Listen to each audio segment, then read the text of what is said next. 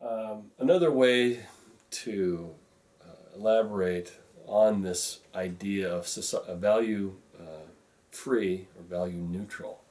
It's not value free because it still values proactive strategies over instrumental strategies, but it is value neutral in that it promotes social norms over extremes, and doesn't look at the actual material nature of social relationships.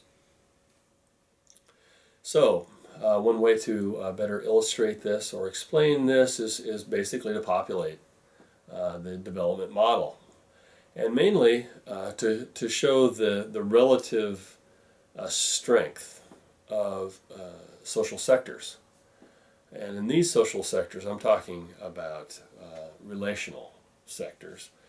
And basically, again, looking at the relationship between societal elite and extremists and militants, and why what we've seen historically has tended to prefer autocratic governance in lesser developed societal systems or social identity groups.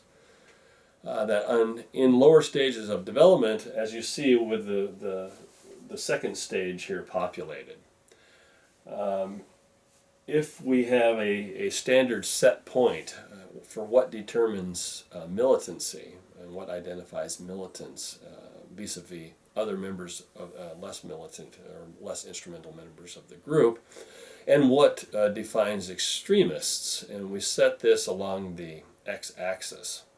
Of course, we remember that active and reactive equal one another, and that active initiate actions, reactive are receivers of actions, and act instrumentally to defend themselves from the active, and so they are equal and opposite. But in this distribution of the social form, we see that the number of extremists and the number of militants is relatively high. The number, on the other hand, of societal elite is relatively low compared to the number of militants and extremists. So in lesser developed societal systems or social identity groups, there has to be an accommodation of societal elites with militants, at least, in order to control extremists. If extremists are the most problematic members of society, controlling their activity is of primary importance because violent activity is extremely disruptive. A very small minority of the population, if it's actively engaged in violent activities, can basically disrupt the social relationships of the whole group. And so, in order to control extremist activities, there is an incentive for societal elites to form associations with militants. By forming a close relationship between proactive elites and active and reactive militants, you can basically draw these militants into the fold, so to speak, that by giving them what they want and what they need, by rewarding them, giving them a basis for pursuing their individual or subgroup interests, the societal elite can actually control the actual acting out of the militant disposition. This is more or less effective, as we know, by looking at historical consequences, that societal elites can actually be held hostage by militant organizations. And in many underdeveloped countries, we see that the societal elites can actually be dispossessed or displaced by militant organizations, because militants, when they are acting out, are extremely disruptive and can undo what proactive elites can do, because proactive elites do not act instrumentally. And so there has to be, they have to overwhelm in numbers and in importance and in productive activity and the accumulation of wealth They have to overwhelm militants and be able to pay off these militants at a certain level and still have enough surplus in order to maintain social progress and societal development. And so this is a very risky alliance, but necessary one, I would argue, in lower stages of development. So, combining the structural aspects of the social form of the social identity group model with dynamic aspects of the developmental model, we can compare the distribution of conflict management within group dispositions across two levels of group development. At lower levels of development, the ratio of militants to non-militants is higher. Leading proactive leads to form an alliance with militants in order to lessen the predatory threat to social order that they might pose. Militants must be disciplined. Social dispositions represent latent behaviors that are further conditioned by social inhibitions and perceived opportunities. And so this is a very uncomfortable alliance, but it seems to be conducive, or at least not interfere systematically with the societal development function.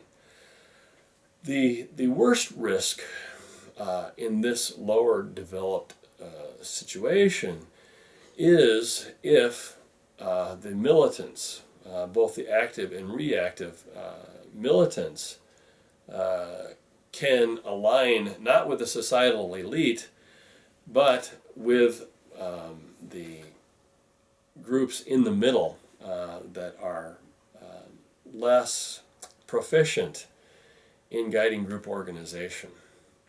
The militants can actually define the regime and can actually dampen or inhibit societal development to such an extent that we can call it arrested development. And this is the worst condition. And this really requires outside intervention in order to remedy. As a way to further illustrate the point about the nature of societal development and the relationship amongst subsectors within this distribution, we look at a populated model of the next stage of development, and we can compare that with the previous model of the lesser stage of development. And we can see that one thing that's quite prominently evident is the decreasing number of militants and extremists, and the relative number of people who populate the area closer to the social norm, those who are voluntarily complying with social norms and helping actively, proactively, and reactively to maintain the social identity group according to the leadership of the proto-state or the societal elite. And so we can think in terms of there being a tipping point in the relationship between militants and what we might even call the silent majority, to use a term that Richard Nixon made popular for whatever perverse reason. That the number of militants diminishes. This doesn't affect the military because even proactive elites, in relations with other groups, and we'll talk about this later, what individuals are willing to do or capable of doing to other groups, to members of other groups, is quite different than their dispositions on how to interact with members of their own group. So to get away from the confusion of military and militant, we see that militants diminish as far as their influence and effect on the social identity group as a function of societal development and the relative capabilities on the power, so to speak, of societal elites to control social sectors within the social identity groups increases, and the potential disruption of militants and extremists diminishes.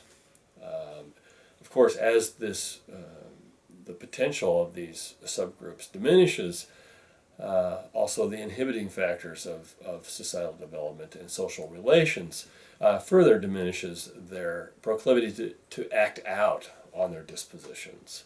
And so at some point, we can move from autocratic rule to democratic rule and have it stabilize, mainly because of the disrupting influences of individuals with more instrumental strategic dispositions diminishes in relation to the more proactive and less instrumental, more associational strategies evident in the social group.